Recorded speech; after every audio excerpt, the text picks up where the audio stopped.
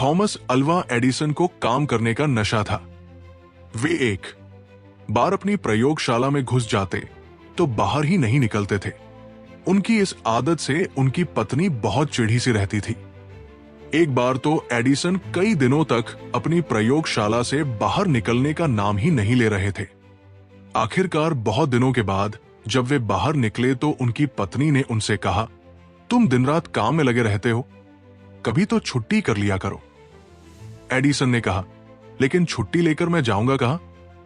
पत्नी बोली, जहां तुम्हारा मन चाहे, जो जगह तुम्हें प्रिय हो वहां चले जाना। अच्छा तो फिर मैं वही जाता हूं। यह कहकर एडिसन फिर अपनी प्रयोगशाला में घुस गए। तभी एडिसन को खबर मिली कि उनके कारखाने में भयानक आग लग गई। जीवन भर की उनकी कमाई नष्ट हो गई। दुर्घटना के बारे में सुनकर उनका बेटा चार्ल्स दौड़ा हुआ वहां पहुंचा। उसने देखा कि उसके पिता एक कोने में खड़े हैं। जाड़े की ठंडी हवा से उनके बाल लहरा रहे हैं। अपने पिता के लिए बेटे का दिल बिलख रहा था। चार्ल्स को देखते ही एडिसन ने जोर से कहा, तुम्हारी मां कहां है? उन्हें बुलाकर लाओ। ये चीजें उसे जीते जी कभी भी देखने को नहीं मिलने वाली है।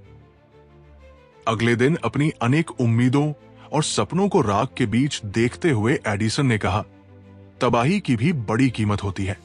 हमारी सारी गलतियां जल जाती हैं। अब हम नए सिरे से जिंदगी शुरू कर सकते हैं।